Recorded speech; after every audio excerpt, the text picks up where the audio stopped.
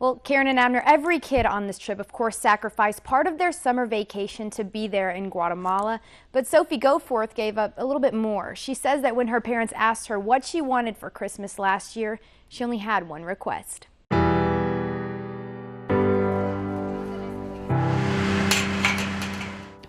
Because God just said go, and He didn't say where to go, and He didn't say what to do.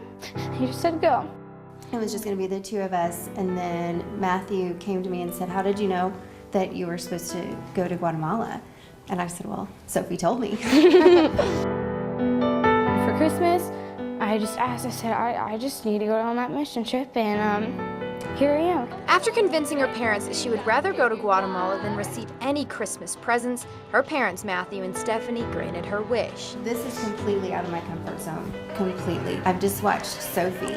You know, I watched her from the very first day, just running up the steps. But what a great experience to hopefully, show them, what God has done for us. Sophie shared the story of how she got to Guatemala with the group and says her final decision to go on the trip came down to one verse. Psalm 62:2, truly He is my rock and my fortress.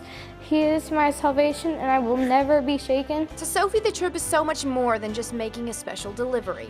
He washes us white as snow, and we're going to wash His feet white as snow. And though the trip made an impact on Sophie's life, she's not the only Goforth. Going home changed. Some of the kids, whenever I put the shoes on them, they were just, their eyes just, they were so happy.